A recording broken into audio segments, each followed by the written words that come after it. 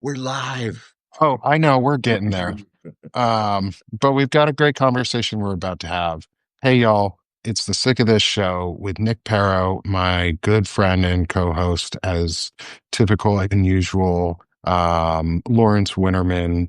And we're special guests today with Dr. Stephanie Wilson.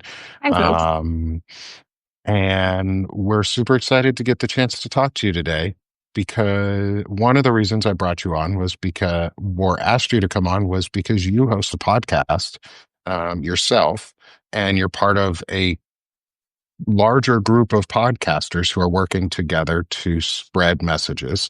And we were just talking about here at the beginning about spreading messages and working together and cross platforming each other.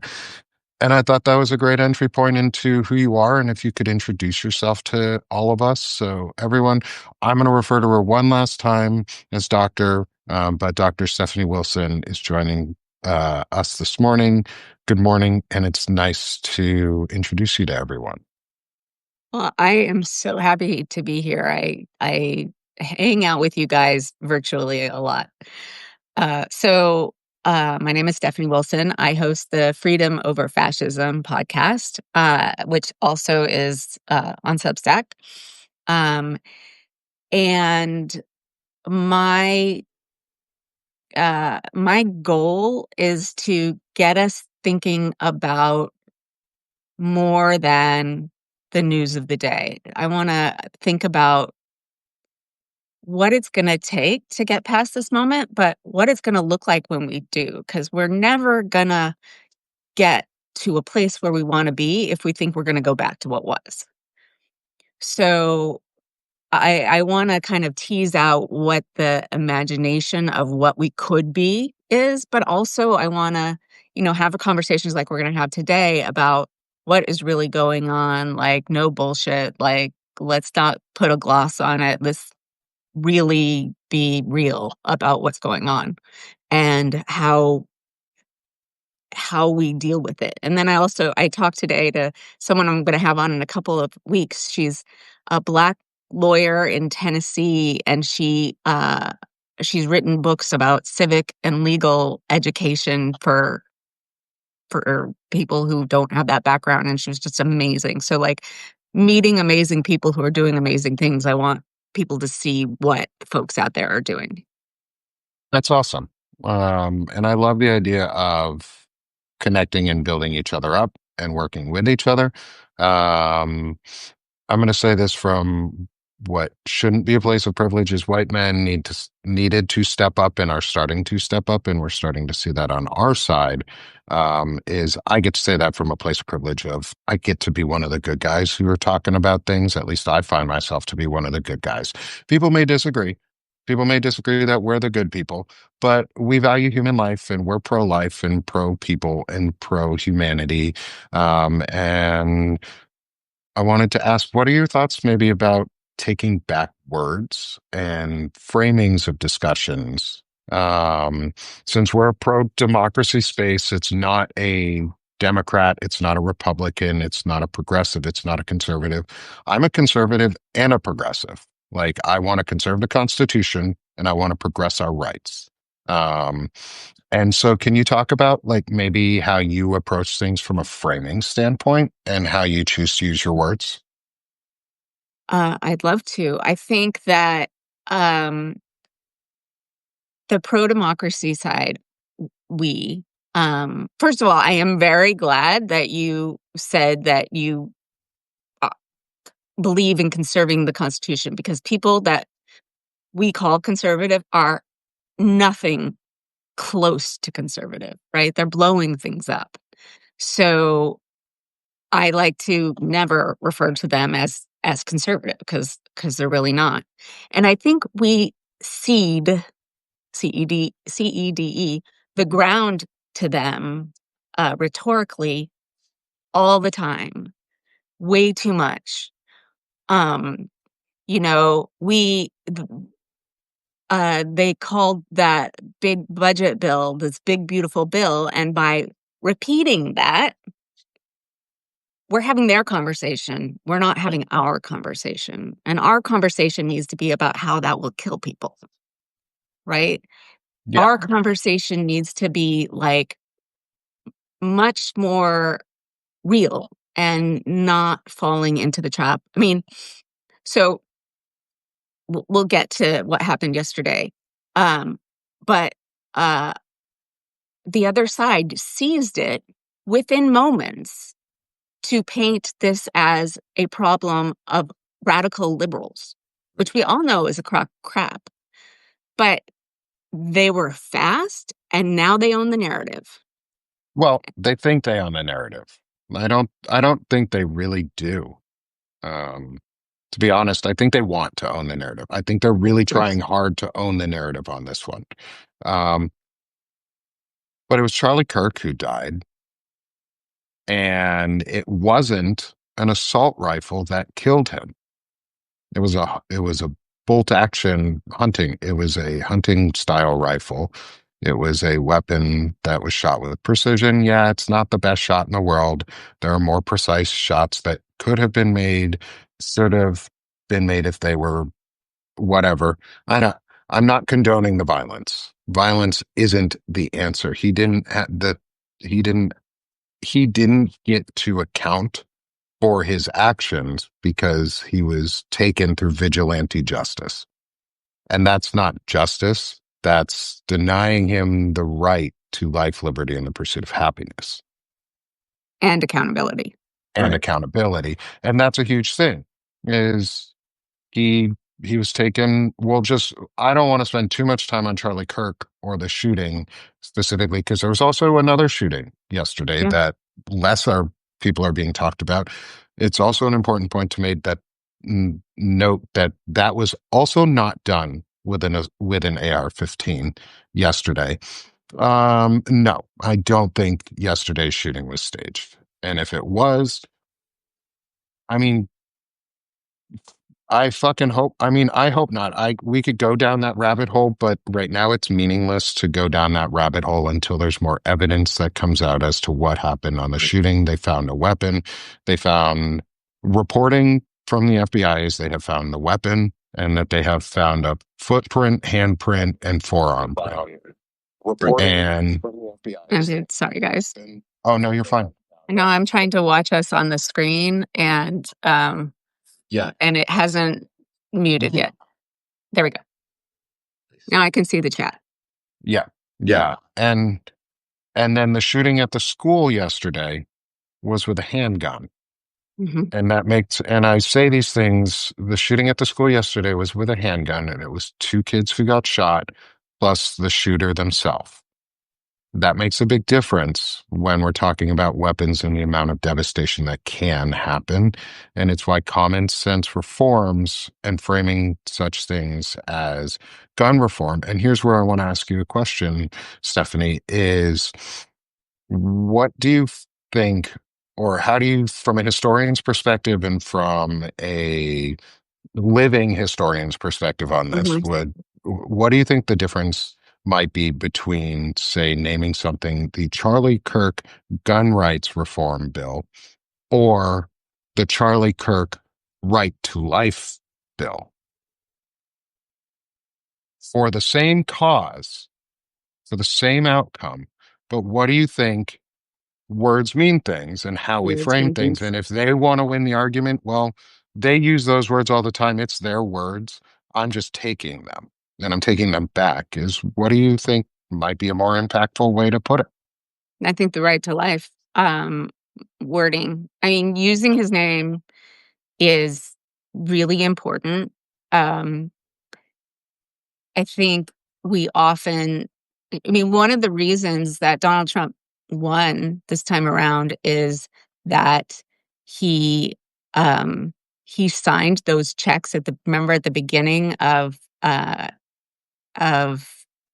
COVID when they gave money to everybody. Uh-huh. His signature was on that, right? Hmm.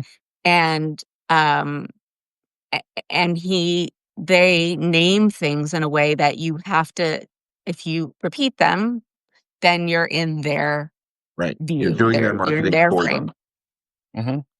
So I think learning to do that would be great. Um, do I have the feeling that a gun I would probably even call it either right to life or gun safety, because as I talked to um, the woman who's the executive director of Giffords yesterday, 95% of the American public believes in background checks. Right. And Yeah. so what she said is that Gabby Gifford says the only things more popular is free money and ice cream. So putting that in some language where we know that people agree, maybe it's about gun safety, maybe it's about right to life, maybe it's about freedom, because we all define that differently. Sure. I mean, I saw that I have this T-shirt that has a big United States that says freedom on it, and I think it represents everything that I believe in. But a lot of their side wear things called freedom too, and that's not really so much what they're concerned about. Right. We've Yeah. talked about this idea before that, the first rights that were guaranteed to us by our founders in the Declaration are life, liberty, and the pursuit of happiness. And currently, with 400 million guns in this country, the argument could be made that we actually don't have any of those things. Like, we're not truly free if we're afraid to send our kids to school because they might be murdered, or we can't go to a movie theater or, an event on a campus at a university without fear of gun violence. So I think there's a narrative push there too, right? That we're those kind of fundamental rights are being impacted by this out of control albatross of the Second Amendment and absolutely unregulated proliferation of weapons of war. Yeah. Absolutely. But there's one thing I want to add is that we, as privileged white people, think that we maybe had that at some point, and a lot of Black people in particular have never had it. That's They such a have great point. never have had freedom to, um, you know, to live without worrying about getting pulled over and having their kids taken away, Yeah. or I saw a clip, with Angela Davis this morning, and she was talking about, violence when she was growing up and how people ask her whether she thinks political violence is good, and she was like, "Why are you asking me? I'm the one, my community is the one that's getting bombed. Like, that's not a question for me." It's like blaming the victim. So, Yeah. I think we often think that we lived in a country with equal rights and where everyone was equal under the law, and I think that is a fantasy. Right. Yeah, no, I would agree. And I also think we live in this fantasy that specifically it's a white problem that we have to address right now.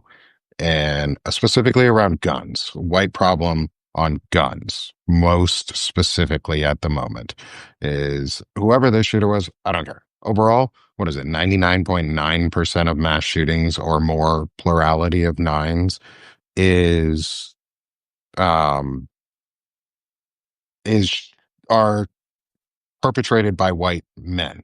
And nobody ever wants to talk about that. Nobody wants it's everything except for the two things causing it, which are white men and the guns. And the underlying issue behind that is we're also having all of our freedoms and rights taken away, causing people to become radicalized and more polarized and more extreme. And at the same time, your healthcare is being stripped away, and your retirements are being stripped away, and your communities are being attacked. You're being marginalized. No matter which side of the aisle you're being marginalized. You're being otherized. And I think that's why I'm glad to have you on here talking about this, especially in this way, is bringing people together in this time and how we can do it. Because my fear, and I don't know if this is so much a question, but I hope you can pick up on some of maybe the underlying idea of it, is my fear is that if we continue down this path, that we're just going to otherize and demonize each other into the thing that we're trying to avoid? Sadly, I think it's too late for that conversation. I think it's already happened. Um, I think that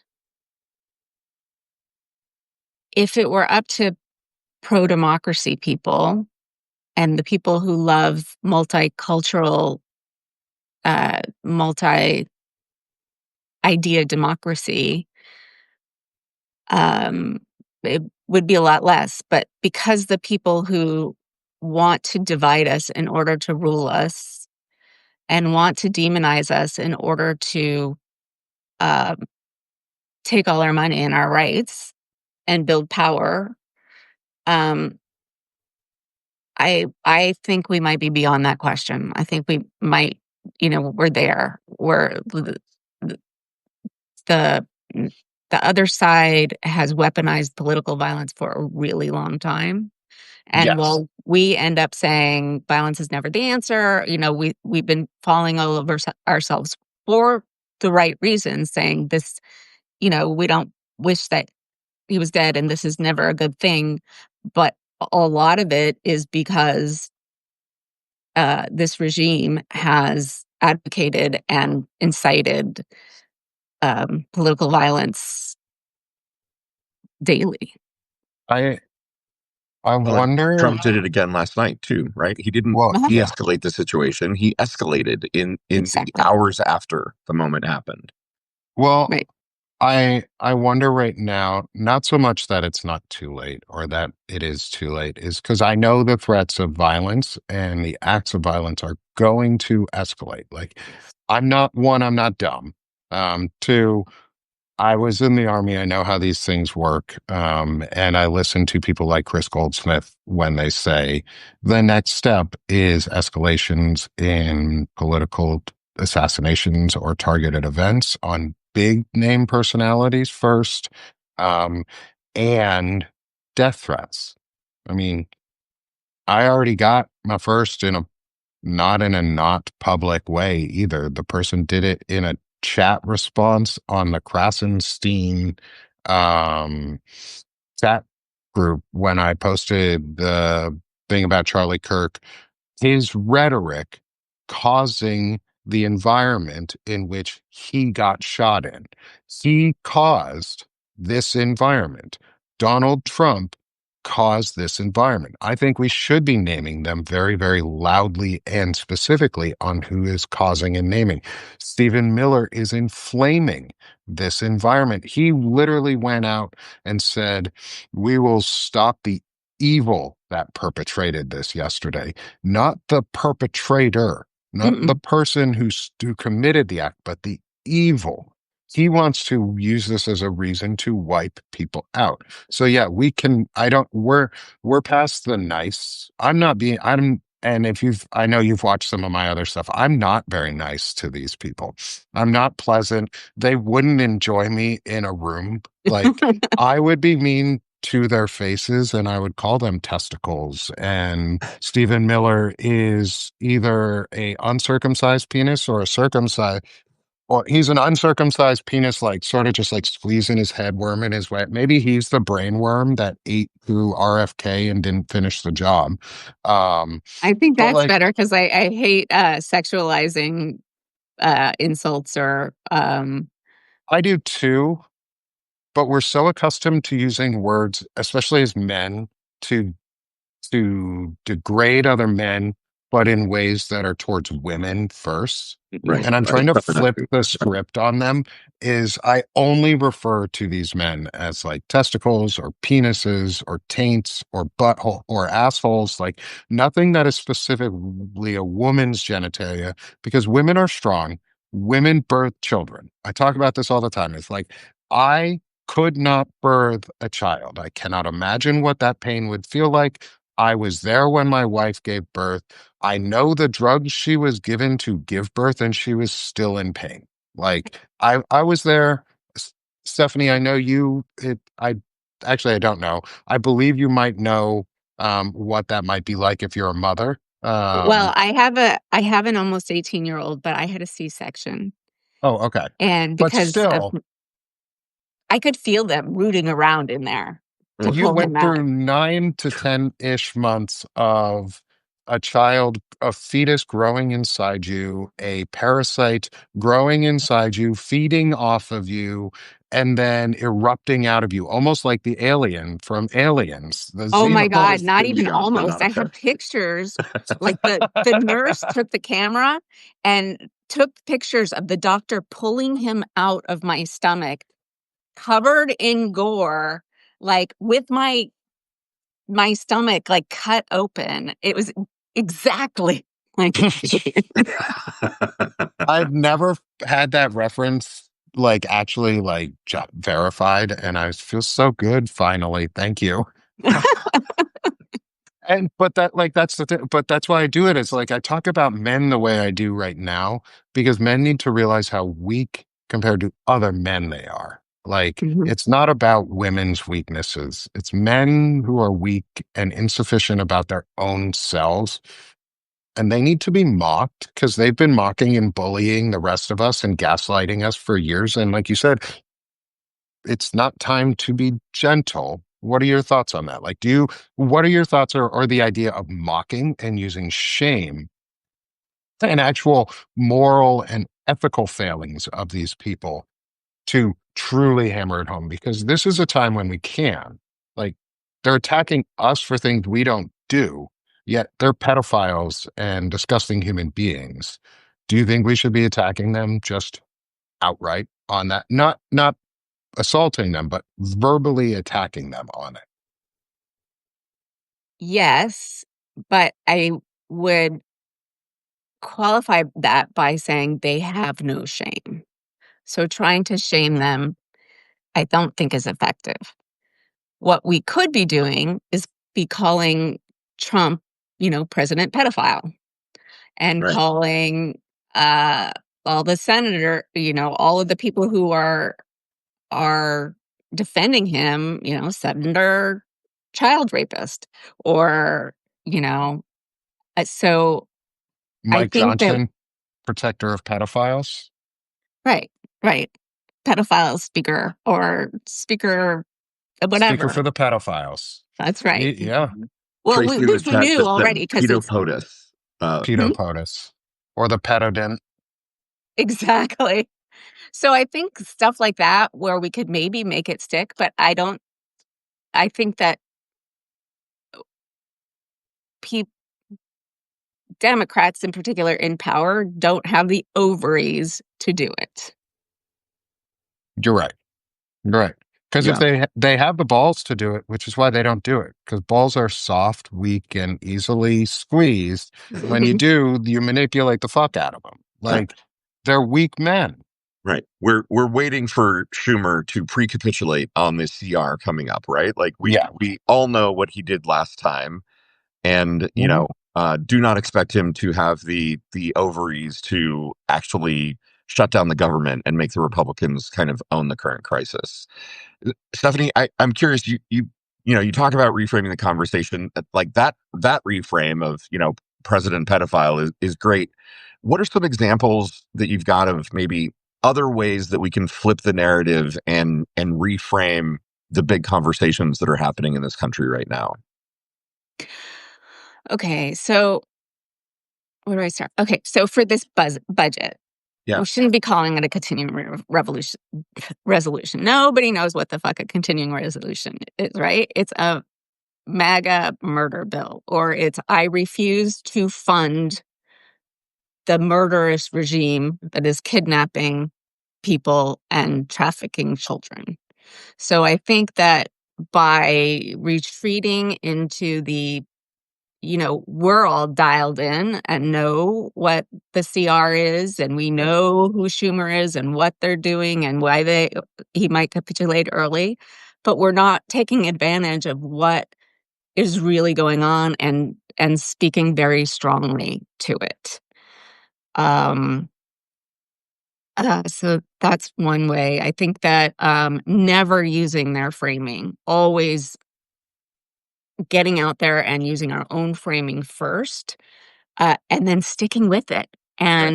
and everybody using it as opposed to my messaging hero is Anat Shankar-Osorio, and she's amazing, right? And what she always says is, a message that isn't heard is by definition ineffective. So we all need to be saying these things, and we don't. I think we get too internalized, too brainy about things. It's not about the policy, it's about the vibes. You gotta like get more into the vibes and the emotions and the gut punches. That's what I think. Yeah. Well, and just building on this discussion in general, there's somebody commented on it is vaccinations in Florida. But Mm. as a parent, what are your thoughts on um, the dismantling of the Department of Education and child health services and just child protective services for education and mental health rights? Um, how do you feel about that? And what is your message to other, or what might be your message to other parents on how you're approaching it for your kids? Okay, so I have a confession to make. I, at the beginning of COVID, pulled my kid out of public school because it was a fucking disaster and put him into private school, a religious, pluralistic private school. So I obviously have a stake because it's my country and it's my people, but I don't actually have to live that. I live in Massachusetts where they just raised enough money and wrote a prescription for everybody to get every vaccine ever invented. And our gun violence is much lower because we have much stronger gun laws. But the idea that, I mean, public education was initially created to educate citizens on how to be citizens. Right. And so the idea that we're gonna, well, it's all about the idea that they are trying to destroy this country from within. Every Yes. single one of those things, right? He they want to destroy this country. For what end? I'm still not sure. I mean, power, money, Sure. but beyond that, maybe that's enough. Right. Um, but I feel so horrible. Like, I also follow Jess Piper, and but in Missouri, they've gone down to 4 days a week because they don't have enough teachers and they don't have enough funding. But you know what? They do have enough funding. It's being stolen and not I used live in properly. Arkansas, and we just enacted the LEARNS Act and lowered child labor law restrictions. And now high school students are required, only public school students, though, are required to give free labor to businesses as a part of graduation. That's part of your graduation requirements is you have Insanity. to freely labor for somebody else. Like they are taking our children's rights away, but they're also taking our parental rights away. Mhm. Um, and I, Do they cloak uh, it in that community service? no, Um, nope, nope. It's just you get to work you have to volunteer at a business of some sort. In the, it, they don't even say it's for community service. You just have to volunteer in the workforce somewhere. Um, it's all free labor. It's all priming you to be used as free labor or underpriced labor, get used to the fact that your labor can be exploited for no reason, and no guarantees to protect you for that exploitation. Um, with a child who sounds like they're getting close to being in the adult labor force, um, what are your recommendations? What have you been talking to your child fine. about? Um,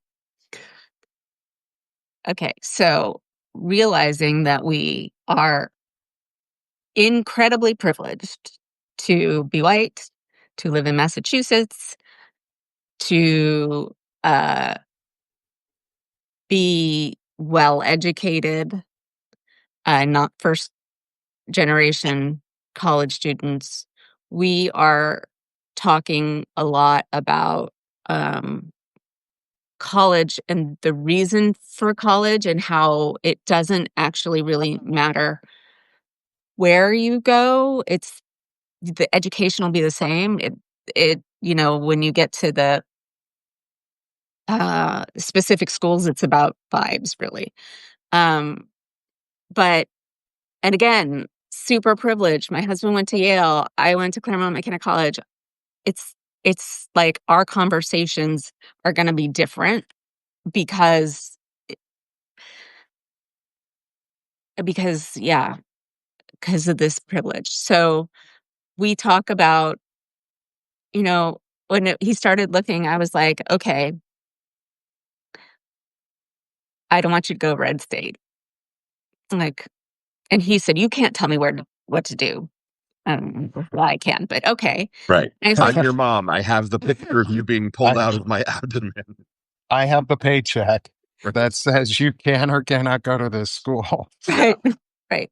But when I said, well, do you want to be in a place where trans people are targeted? Do you want to be in a place where if you get somebody pregnant, they can't get an abortion? Do you really want to be in? And then he was like, no, no, no, no, no. So, so it's about learning how to be a grown up. What does adulting mean? How do you advocate for yourself? How do you manage extreme anxiety and neurospice in a world that's not built for it?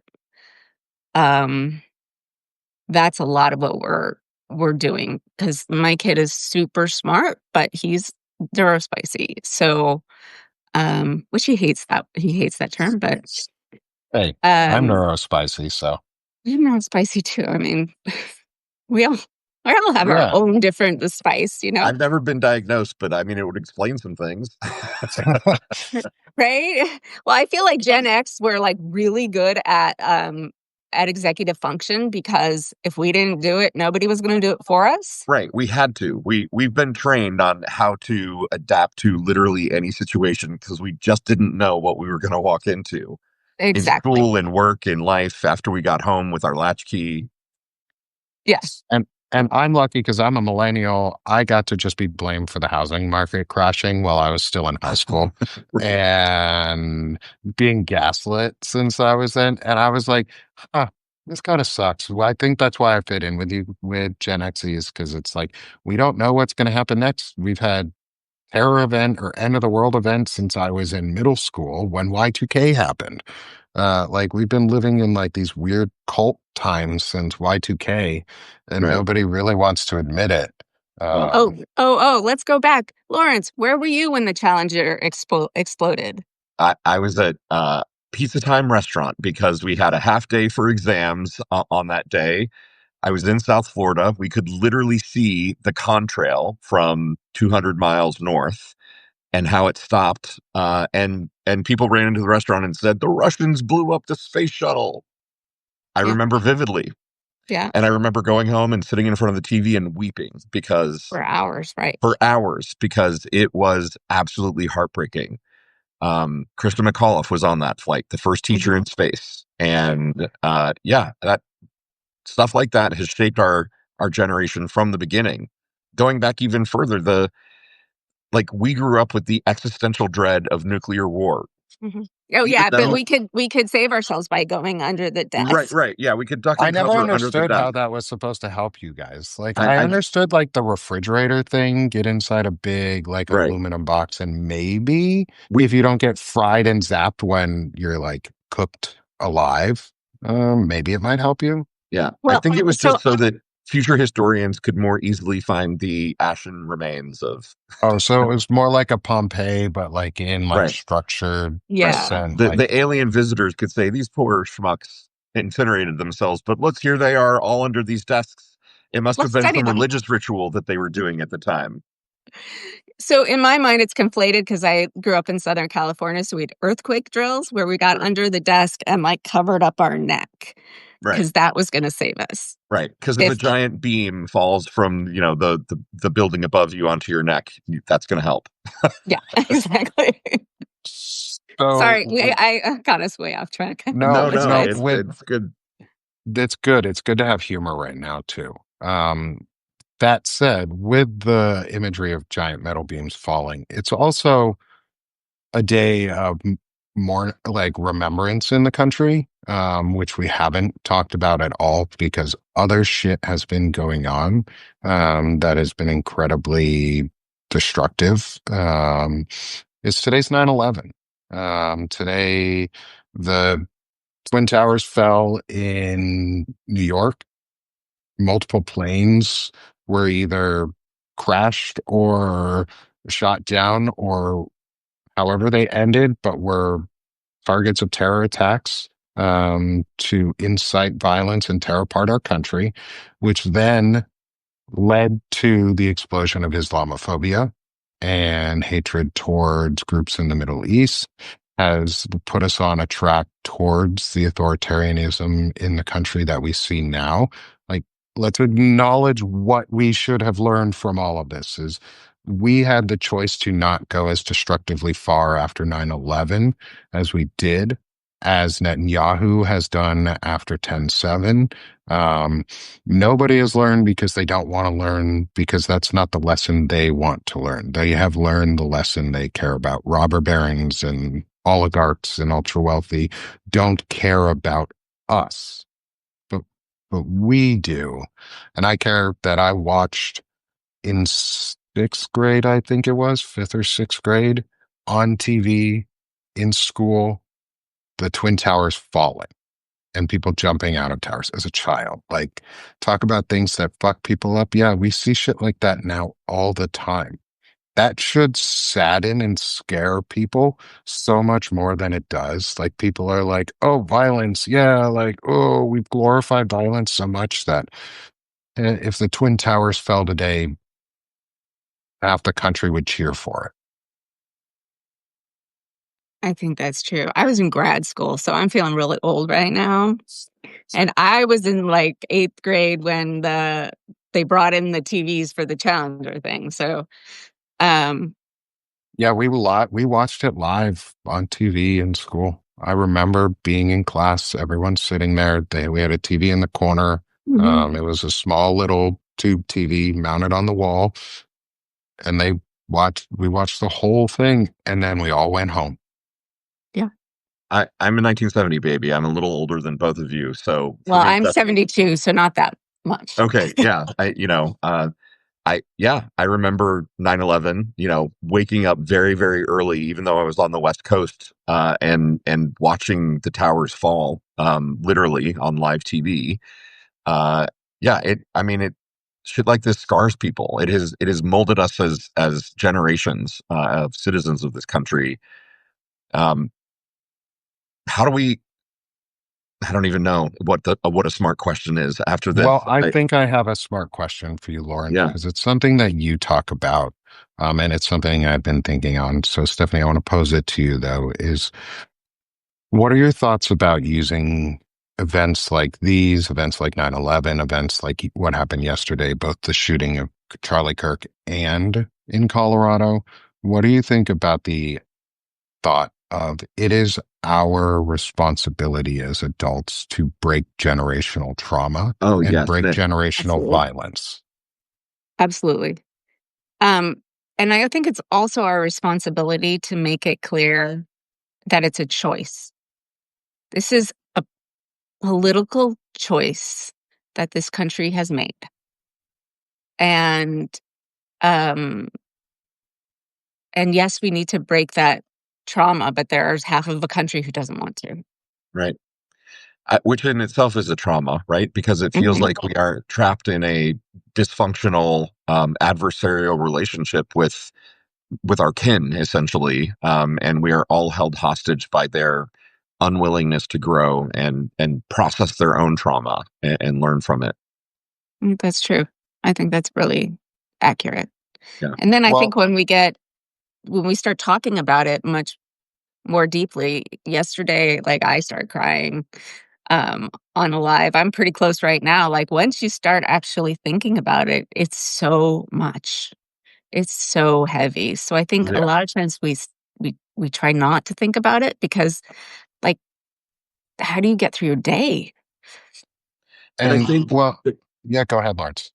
well, I think there's kind of almost like a meta trauma that's occurring too, right? Because we elected Obama, right? And I remember kind of the hopey changey vibes that happened with that, the good vibes, which you talk about in your writing, Stephanie, which I think does win us elections, right? Good vibes is almost better than good messaging. But it seemed for a moment like we could evolve beyond um, the path that we had inherited in those moments. And the Trump years, this last 10 years has taken that hope away from us. You know, we're in a place now where it feels like we are retrograde. We're going backwards. And it's harder to process your trauma when you feel like you're losing ground and you just have to kind of cling to the edge of the cliff to not go over. How do we break through? What are the good vibes or good messaging that can break through this sort of collective nightmare that we're all in? Yeah, I don't know. I mean, I think Sorry, what we're asking you people like like the biggest, heaviest, solve all of our problems, all of our Dr. problems Wilson. right now. As a historian, Dr. Wilson, please provide us As a your insights. historian, we are truly, truly fucked. Okay. But I mean, that's You know okay. what? Yay. That means our intuition worked, right? Like, I Right. feel like Yes. there's a moment of liberation where it's like, yeah, you know what? I've been pretty sure that we're fucked. And so great. I have a professor of history, or sorry, a doctor of history telling me my intuition is in fact correct. Yeah. And you know what? Thank you for saying, just being blunt with your own opinion on it. Even if somewhat in jest, I think that's okay to say. We're fucked from a Right. Not in historical jest. point of view. It's No, not I just know. I know, but even like I wish it was, is we're fucked, like you said, Lawrence, that's liberating. It's liberating to know, just like as a chronic illness suffer, it's liberating to know when you have a diagnosis because then you start moving forward. Then you can make a plan. So we're fucked. Okay. So what do we do from here? Do we sit here and do we wallow in our misery and say we're fucked and do nothing about it? Or do we speak up and continue to speak up about it and ask for things like the right for life and stand for them and maybe frame things in ways that aren't being expected?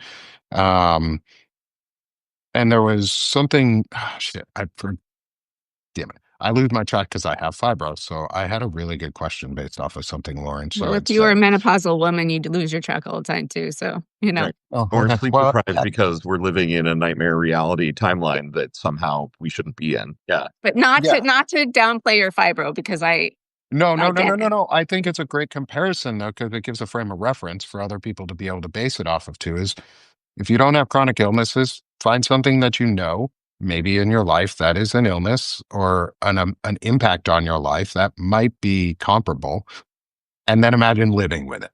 And I think that's a maybe a good Beth. I'm fucking sorry. Like Beth just said, friend, I'm menopausal with fibro. Beth, like yeah, girl, lots of ma'am, empathy. ma'am, Oh madam. God. I yeah, I'm sorry. Like you got double fucked right there, right now. Yeah. But like with messaging, do you you live in a blue state. We live in red states. And I wanna approach this from because we talked about biases and confronting our own biases and how we approach messaging and how we can do it in an earnest and honest way and maybe something that actually connects with everyone. How does your community, maybe not you specifically, but how do the people and those around you vibe about people who live in red states in general? And how can we confront that?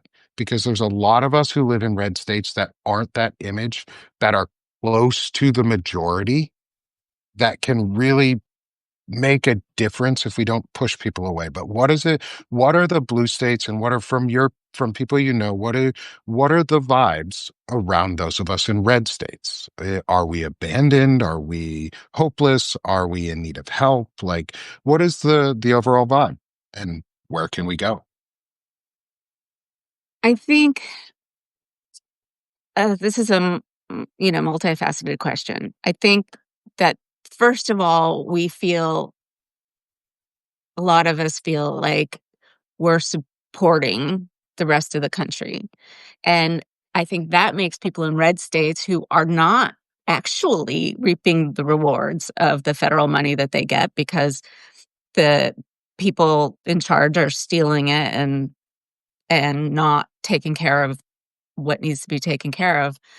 Um, I think a lot of us, I mean, in Boston, in the kind of community where I live, nobody's from here. I mean, I live in like one of those overeducated, everyone went to MIT, like nobody's from here. It's very diverse. So I don't think there's this insularity about it. I think we feel really sad and sorry. There's a little bit of schadenfreude, but also, like, don't make me ever have to go there. Like, when I went to Indianapolis a couple years ago, and I was like, "Oh my god, I have to be afraid of being shot." In Massachusetts, that's not something I think about. Yeah. I mean, I kinda do. My kid goes to a Jewish school, but they have a lot of security, so I but I'm a gay Jew in Fort Wayne, Indiana, so I think about these kinds of things a lot. right. I lived in Seattle for 30 years, but moved back here to be close to my mom as she's getting older. And I will tell you that living in a red state as a liberal is a terrifying experience. I Oh, literally think about the shirts that I wear outside yeah, because stuff, t-shirts that I've got that I wouldn't think about, in Boston or Seattle or wherever, literally get me into arguments here. So yeah, it's a strange way of being. right. I have a friend that I've worked with for several years who lives in outside of South Bend, and I worked on a house race, for I don't know if you remember Lawrence, Heidi Beidinger. She ran for Sure. state house in a CD in House District 5, which is around South Bend. Yeah. Um, my friend Mary grew up here in Massachusetts, and she moved to South Bend right at the beginning of the COVID, and she is crawling out of her skin, Hmm. like, and hates it so much. And I think there are probably a lot of people who don't know any different and are sort of beaten down. Right.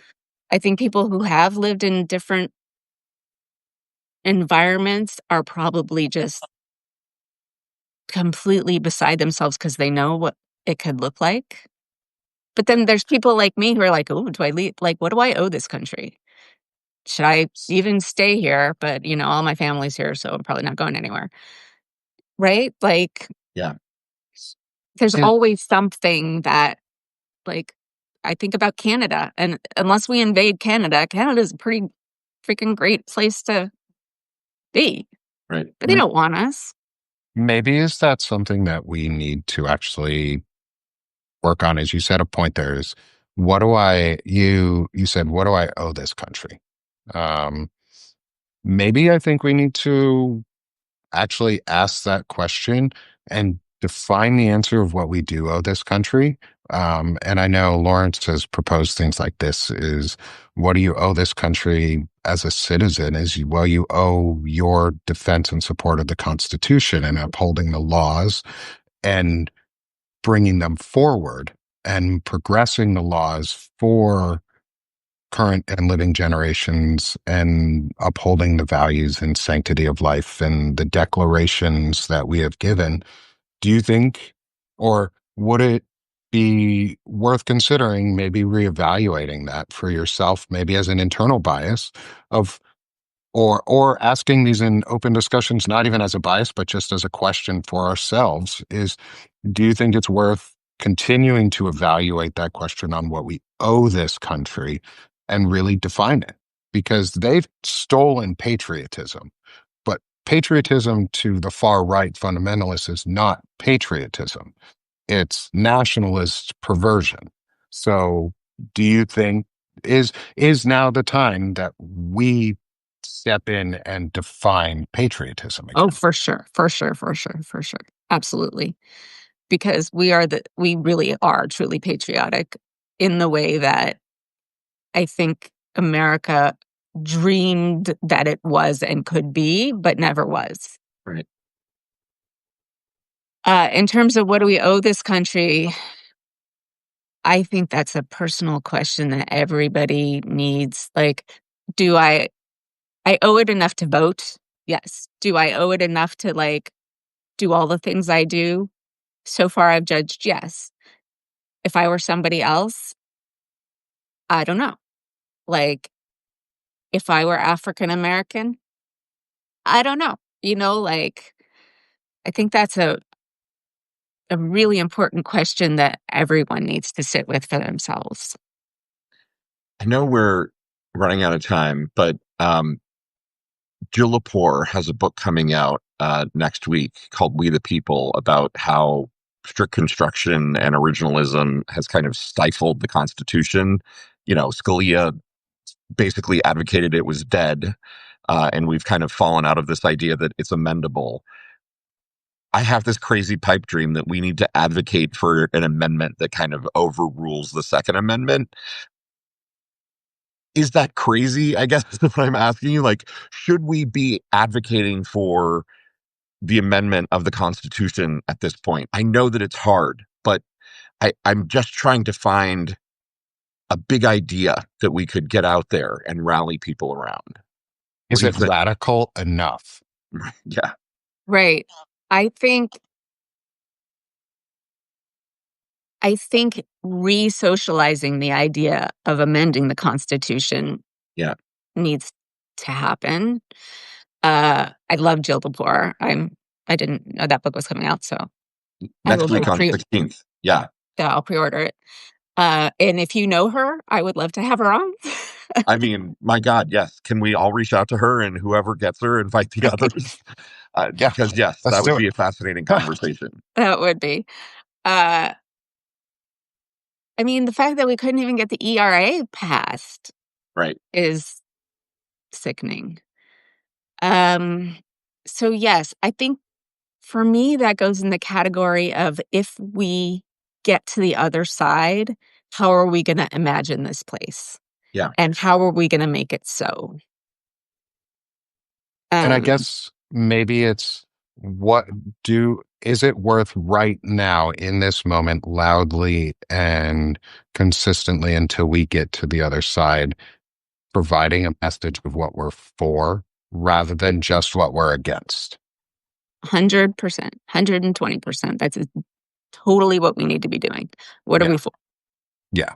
And so, Stephanie, this has been a wonderful conversation for this I morning. Thank you so much. And I'm also excited to say that I get to talk to you next week too.